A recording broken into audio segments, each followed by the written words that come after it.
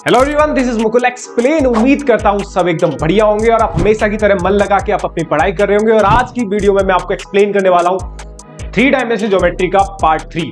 Part 1 और part 2 upload हो चुके हैं, काफी क्वेश्चन है उनमें, और उन क्वेश्चन से मैं आपको बता रहा हूं कि सारा आपका जो लास्ट 10 to 12 ईयर के क्वेश्चन है सारे कंप्लीट हो रहे हैं, है ना।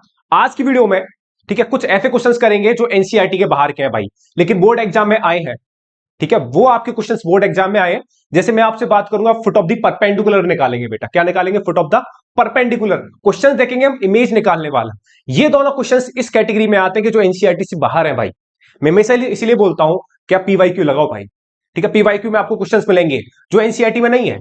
जो एनसीईआरटी में वो तो आएंगे ही आएंगे सवाल, लेकिन कुछ क्वेश्चंस ऐसे हैं बेटा जो आपके एनसीईआरटी से बाहर के, जैसे फुट ऑफ द परपेंडिकुलर वाला कंसेप्ट आपका एनसीईआरटी में नहीं है, ना इमेज ऑफ द पॉइंट वाला है। दोनों कंसेप्ट आप आज की इस वीडियो में करेंगे। छोटी वीडियो रखेंगे लेकिन इंपैक्टफुल वाली वीडियो रखेंगे। सवाल जरूर दिखेगा आपको 2023 में, 2024 में इमेज का क्वेश्चन, शॉर्टर डिस्टेंस के आपको क्वेश्चन मिलेंगे एनसीईआरटी में, और बहुत सारे क्वेश्चन आते हैं बोर्ड एग्जाम्स में। ठीक है, तो लेकिन ये जो कंसेप्ट हम पढ़ने वाले ये आपको बोर्ड एग्जाम्स में सॉरी आपके एनसीईआरटी में बेटा नहीं है। तो क्वेश्चन क्या दे रखा है? Find the coordinate of the foot of the perpendicular drawn from the point P0,2,3 to the line this line. पहले सवाल को एक बार समझ लेते हैं। आपको क्या निकालना? फुट ऑफ द परपेंडिकुलर, है ना। पहले ये समझ लेते हैं कि फुट ऑफ द परपेंडिकुलर होता क्या है।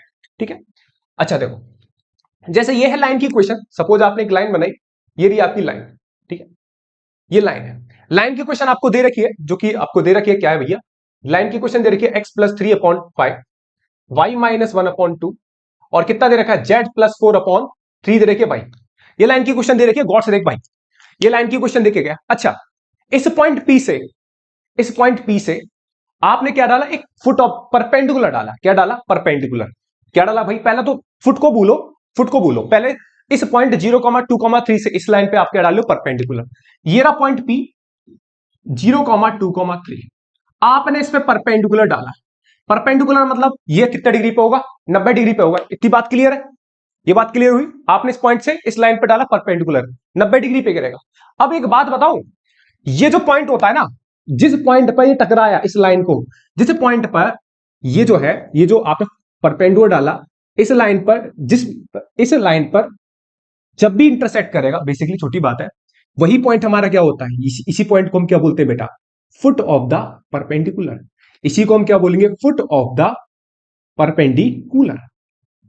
अच्छा भैया, ये फुट ऑफ द परपेंडिकुलर है? मैंने कि हाँ भाई यही फुट ऑफ द परपेंडिकुलर है, तो यही पॉइंट निकालना है। मैंने कि हाँ बेटा यही पॉइंट निकालना है तुम्हें। ओके, तो इस पॉइंट से मैंने एक परपेंडिकुलर डाला, और जो परपेंडिकुलर इस लाइन पे काटेगा, है ना, उसी को हम क्या बोलेंगे? उस लाइन का फुट। उस लाइन का क्या बोलेंगे? फुट। इसी पॉइंट को हमें क्या करना? फाइंड। और आप पूरी एनसीईआरटी को निचोड़ लेना, आपको ये सवाल मिलेगा नहीं एनसीईआरटी में, 100% बता रहा हूं भाई। ठीक है, लेकिन ऐसे क्वेश्चन आपको बोर्ड एग्जाम में बहुत मिलेंगे। ठीक है, इसी कंसेप्ट का हम यूज करेंगे इमेज वाले क्वेश्चंस में, इमेज निकालने में, इस पॉइंट की इमेज निकालने में। पहले हम क्या निकालेंगे? Foot of the perpendicular. तो इसीलिए ये वाला सवाल हम पहले देख रहे हैं। इसके बाद एक हल्का सवाल करेंगे, उसके बाद इमेज वाला सवाल करेंगे, और इसके बाद जस्ट बाद मैं आपको एक क्वेश्चन होमवर्क में दूंगा। ठीक है भाई, चलो हमेशा की तरह।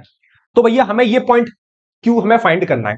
ये पॉइंट क्यू क्या करना है छोटे भाई? हमें फाइंड करना है। अब एक बात करो, ठीक है, आराम से समझना इस सवाल को। एक सवाल अच्छा समझ गया, बाकी फिर तो मजे ही मजे भाई। ठीक है, चलो भाई लाइन की क्वेश्चन दोबारा लिख लेते हैं। x+3/5 equal to y-2/2 equal to z+4/3 equal to, मान लेते हैं लैम्डा। आपने जब प्रूफ करा होगा तो ये बात जो होती थी किसके इक्वल होती थी? लैम्डा के इक्वल। आपको दोनों फॉर्म याद होनी चाहिए लाइन की, वेक्टर फॉर्म और कार्टेशियन फॉर्म, दोनों आपको फॉर्म याद होनी चाहिए। आपको पता है मैंने किसके बराबर मान लिया? लैम्डा के बराबर मान लिया। अब सुनना, जब आप इसे लैम्डा के बराबर मानोगे बेटा, तो x+3/5 किसके बराबर होगा? लैम्डा के बराबर होगा। सेम मेरे छोटे भाई y-1/2 ये भी किसके बराबर होगा? लैम्डा के बराबर होगा। और सेम z+4/3 भी किसके बराबर होगा? लैम्डा के इक्वल होगा।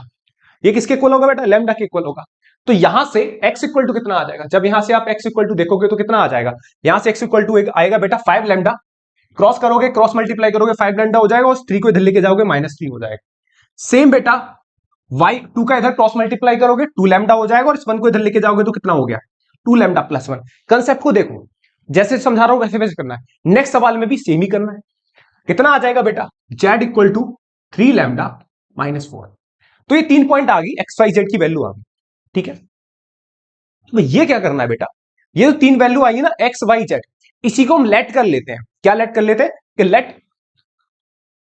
लेट पॉइंट क्यू के जो कोऑर्डिनेट है, पॉइंट क्यू के कोऑर्डिनेट हम क्या मान लेते हैं, यही मान लेते हैं 5 लैम्डा माइनस 3, क्योंकि ये लैम्डा क्या वेरिएबल है, तो इस लाइन पे कहीं पे भी हो सकता है। तो हमने थोड़ी देर के लिए इस पॉइंट क्यू के कोऑर्डिनेट यही मान लिए, ये वाले बात सही है। तो 5 लैम्डा माइनस 3 और कितना आ जाएगा 2 लैम्डा प्लस 1 और कितना आ गया 3 लैम्डा माइनस 4। ये पॉइंट क्यू के कोऑर्डिनेट आ गए, ठीक है। बाद में लिख लेंगे, मान ले मैं लिख तो दिया लेट पॉइंट क्यू है, मान लिए। अब इसके बाद एक बात बताना, यहां तक बात समझ में आई? बहुत सही है भैया। अब एक काम करते हैं, हम पीक्यू वेक्टर निकालते हैं। पीक्यू वेक्टर है ना, ये आपको पता ही होगा। अगर मैं क्या निकालूंगा, अगर मैं इस पीक्यू वेक्टर, ये पी है ये क्यू वेक्टर है, ठीक है, ये पी पॉइंट है और ये क्या, तो तेरा भाई क्यू पॉइंट है, ठीक है। क्यू पॉइंट के कोऑर्डिनेट ये रहे और पी पॉइंट के कोऑर्डिनेट ये रहे, बड़े आराम समझा रहा हूं भाई, ठीक है। तो मैं क्या करूंगा, direction ratios of PQ vector, direction ratios of PQ vector. PQ vector, ये जो पीक्यू वेक्टर है, हमें इसके क्या चाहिए, डायरेक्शन रेशियो। और डायरेक्शन रेशियो निकालना बड़ा आसान काम होता है भाई। क्या होता है, इस वाले कोऑर्डिनेट में से ये वाले कोऑर्डिनेट क्या कर दो, माइनस।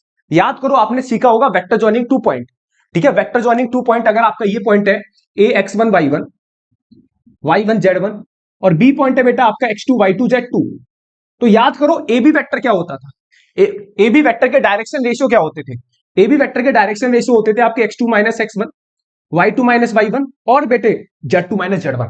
भाई पूरी साथ समझा रहा हूं, समझ लियो आराम से, यही तो होते थे। याद आ रहा नहीं आ रहा, तो वही कंसेप्ट बेटा मैं इस क्वेश्चन में लगाने वाला हूं, सेम कंसेप्ट मैं इस सवाल में लगाने वाला हूं। Direction ratios of PQ vector क्या हो जाएगा, ये फाइनल पॉइंट है, ये वाला फुट ऑफ द परपेंडिकुलर वाला फाइनल पॉइंट है।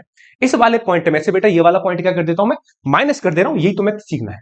माइनस करोगे तो 5 लैम्डा माइनस 3 में से माइनस करोगे कितना आ जाएगा बेटा, 5 लैम्डा माइनस 3 हो जाएगा। क्लियर, 5 लैम्डा माइनस 3 से मतलब ये पॉइंट क्यू के कोऑर्डिनेट है, तो 5 लैम्डा माइनस 3 में से 0 माइनस करोगे कितना आ जाएगा 5 लैम्डा माइनस 3। सेम क्या करना है बेटा, 2 लैम्डा प्लस 1 में से 2 माइनस कर लियो तो कितना आ जाएगा 2 लैम्डा माइनस 1 प्लस माइनस 2 कर लियो। सेम 3 लैम्डा माइनस 4 में से 3 लैम्डा 4 में से ये माइनस करेगा कितना आ जाएगा 3 लैम्डा माइनस 7, ये आ जाएगा। तो डायरेक्शन रेशियो ऑफ पीक्यू क्या हो जाएंगे, जो पीक्यू वेक्टर होगा उसके डायरेक्शन रेशियो क्या हो जाएंगे तेरे 5 lambda minus 3, 2 lambda minus 1, 3 lambda minus 7। इतनी बात समझ में आई हो तो बता भाई, इतनी बात पकड़ में आनी बहुत जरूरी है भाई, ठीक है। ये बात समझ में आई, बिल्कुल धीमे धीमे डाइजेस्ट करियो इस बात को, जितना हो सके उतना टाइम ले ले इस बात को समझने में। एक बार ये बात तेरे दिमाग में घुस गई बेटा, फिर तेरे को दिक्कत नहीं है, तू कैसा भी सवाल निकाल देगा फुट ऑफ द परपेंडिकुलर के रिगार्डिंग, ठीक है। तो पहला काम है कि सवाल को बड़े अच्छे तरीके से डाइजेस्ट होकर समझ, मेरा भी काम यही है, ठीक है। हर एक चीज बड़े छोटे तरीके से समझा के चल रहा हूं, ठीक है। अब आगे बढ़ते हैं। अब एक बात बता, मैंने निकाल दिया direction ratio of PQ vector यार। अब एक और काम बता, ये लाइन है, आप बोलोगे हाँ बिल्कुल लाइन है भैया। अच्छा, जो नीचे जो होते हैं वो क्या होते हैं, लाइन के एक पैरेलल वेक्टर होता था, याद करो। ये लाइन की क्या है भैया, हर एक छोटी छोटी चीज आपको पता होनी चाहिए, क्योंकि छोटी छोटी चीज है ना, अगर वो क्लियर है तो बात बन जाएगी आपके। ये जो नीचे होते थे, एक लाइन के पैरेलल वेक्टर होता था, सबको ये रहा पैरेलल वेक्टर, यही तो होता था। इस उस वेक्टर के डायरेक्शन रेशियो क्या होंगे 5i प्लस का 2j प्लस का 3k, क्या कैप पे घर से लगा दे लाला। तो यहां तक तो कोई दिक्कत नहीं है, हर एक बात क्लियर है। ये लाइन है जिस लाइन के डायरेक्शन रेशियो क्या होंगे 5i plus 2j plus 3k। Line का पहला ही फॉर्मूला तुमने पढ़ा होगा, equation of a line passing through a given point and parallel to a given point. तो ये ऊपर वाले वो पॉइंट होते हैं जहां से लाइन क्या करती है बेटा, पास करती है, और नीचे वाले पॉइंट्स वो होते हैं जहां से नीचे वाले पॉइंट्स वो होते हैं जो लाइन के क्या होते हैं पैरेलल वेक्टर के डायरेक्शन रेशियो। मतलब 5 2 3 क्या होंगे इस लाइन के डायरेक्शन रेशियो। ये बात तेरे समझ में आ रही होगी भाई, ठीक है।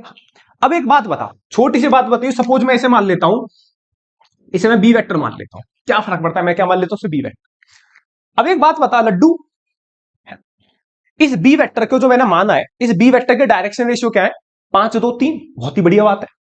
जो पीक्यू वेक्टर है उसके डायरेक्शन रेशियो क्या है 5 लैम्डा माइनस 3 जो मैंने लिखा है, ठीक है। अब एक बात बता लड्डू कि ये पीक्यू वेक्टर, ये जो पीक्यू वेक्टर है और ये जो बी वेक्टर है, एक दूसरे से कितने डिग्री पर है 90 डिग्री पर है नहीं है।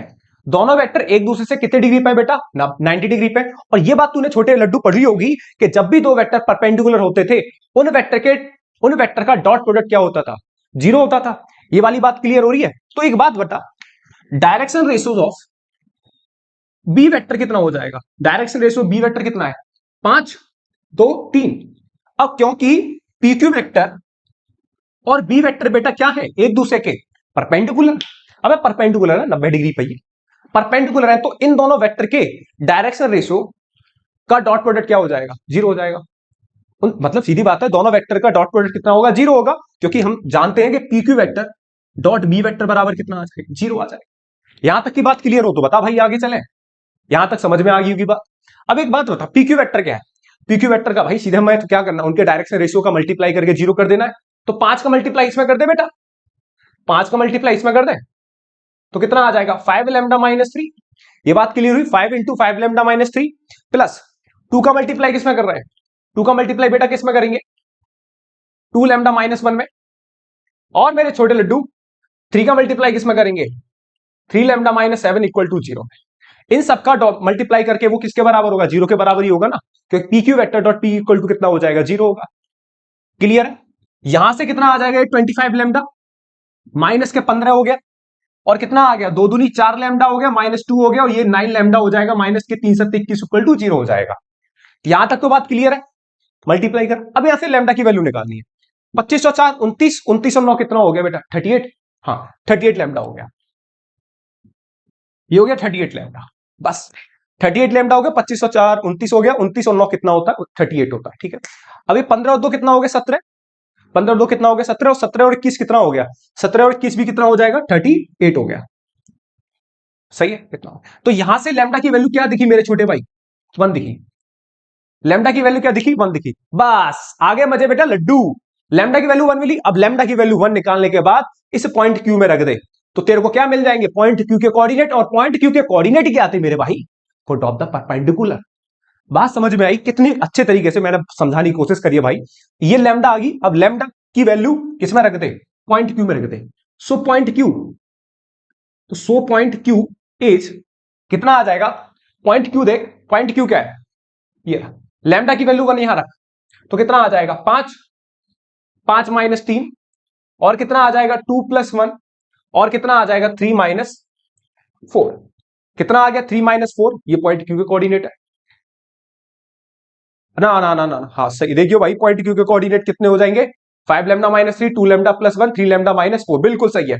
तो लैम्डा की वैल्यू पॉइंट क्यू में डाल दे, तो यहां से जब तूने देखा तो पॉइंट क्यू के कोऑर्डिनेट क्या हो गए, 2 3 माइनस 1, तो यही क्या है तेरे फुट ऑफ द परपेंडिकुलर, यही क्या है बेटा, यही तेरे क्या है फुट ऑफ द परपेंडिकुलर, है ना, यही तेरा क्या है फुट ऑफ द परपेंडिकुलर, यही क्या है बेटा फुट ऑफ दी परपेंडिकुलर, यही तेरा क्या है आंसर। और ये बेटा क्वेश्चन आएगा 5 नंबर में, टिक लगा ले इस सवाल को, ये क्वेश्चन आएगा 5 नंबर में 100% भाई, इमेज का सवाल आएगा, ये आएगा। पॉइंट ये है कि हमने क्या निकाला, इस पॉइंट का फुट ऑफ दी परपेंडिकुलर जो हमें इस लाइन पे मिलेगा, ठीक। इस सवाल को एक बार अच्छे से समझ ले भाई, ठीक है। उम्मीद करता हूं ये सवाल अच्छे समझ में आएगा। नेक्स्ट क्वेश्चन में आपको कराने वाला हूं, समझाऊंगा, 2 क्वेश्चन इस कंसेप्ट पे बेस्ड बहुत है, बाकी आप प्रैक्टिस करिए, ठीक है ना। नेक्स्ट क्वेश्चन की तरफ चलते हैं बेटा, अगला सवाल देखते हैं भाई, ये क्वेश्चन भी आपको फुट ऑफ द परपेंडिकुलर के लिए ये सवाल आप देखिए, ठीक है। Find the coordinate of the foot of the perpendicular drawn from the point, इस पॉइंट पी से मैं इस लाइन पे क्या डाल रहा हूं, फुट ऑफ द परपेंडिकुलर डाल रहा हूं, क्या डाल रहा हूं, फुट ऑफ द परपेंडिकुलर। पिछले सवाल की तरह इसको बस रिवीजन के लिए आपके लिए लेके आया हूं, जिससे 2 क्वेश्चन करा के आपके दिमाग में कंसेप्ट जो बहुत अच्छे तरीके से चला जाएगा, ठीक है।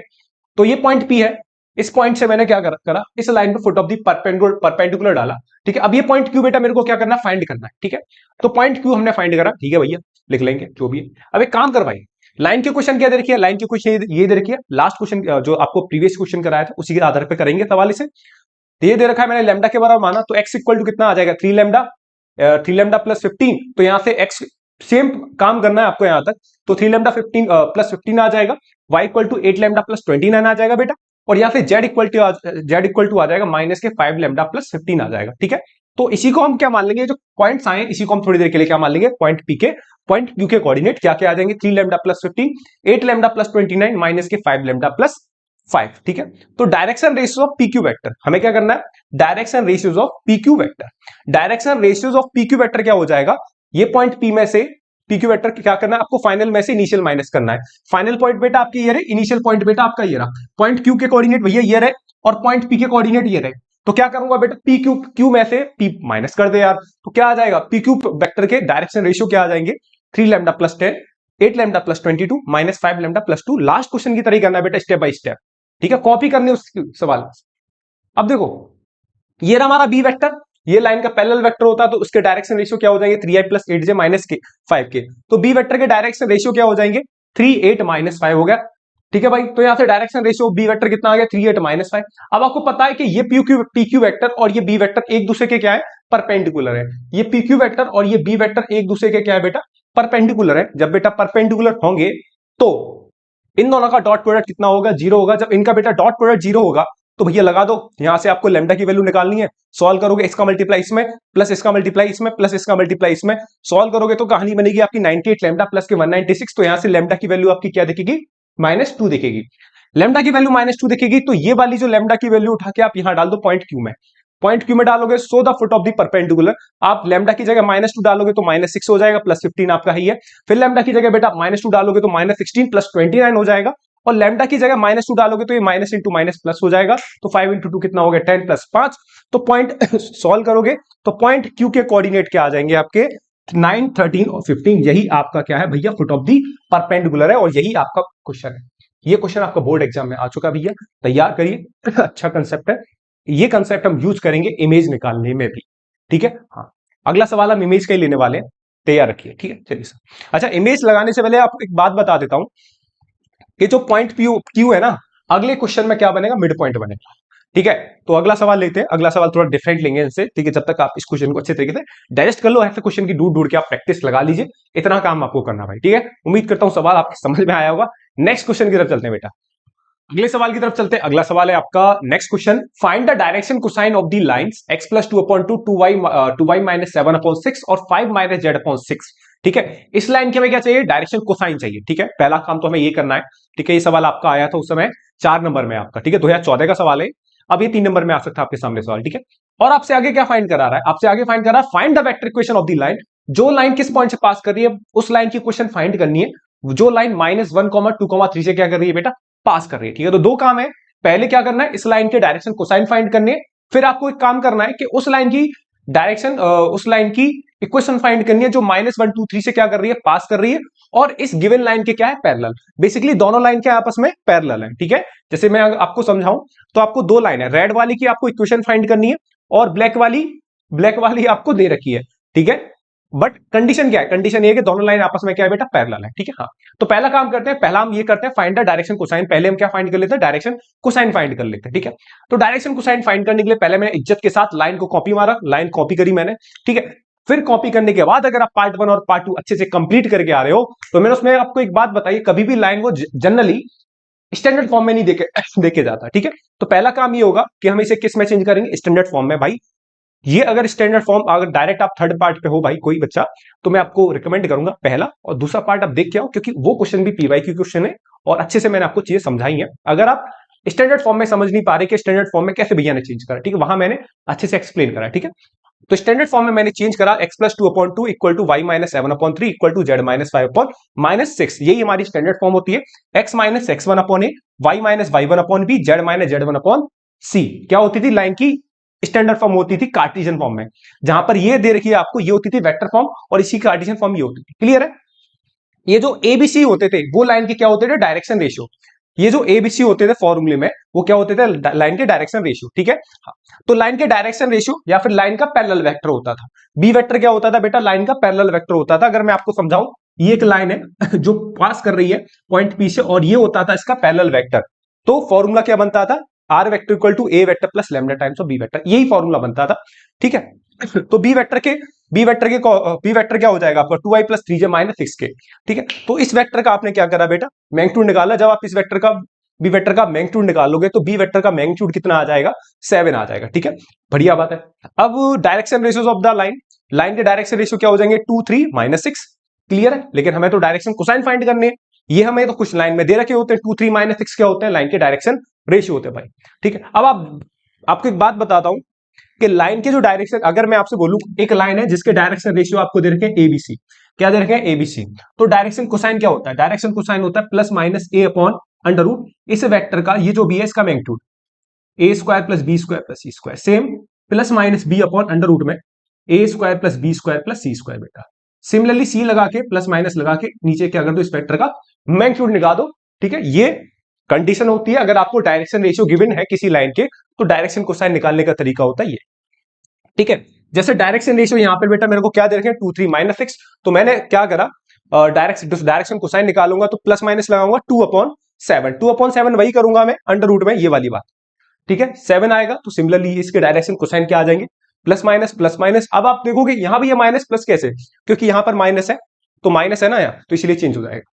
यहाँ प्लस माइनस है, यहाँ प्लस था तो प्लस माइनस, यहाँ प्लस माइनस, यहाँ माइनस है तो क्या हो जाएगा माइनस प्लस। ठीक है, साइन चेंज कर देना, प्लस जहां प्लस है तो प्लस माइनस लिखना, जहां प्लस है तो प्लस माइनस, जहां जैसे माइनस है तो उल्टा कर देना साइन। मतलब जो जिसका जैसे डायरेक्शन रेशियो का साइन पॉजिटिव है तो पॉजिटिव ऊपर आएगा, नेगेटिव ऊपर आएगा।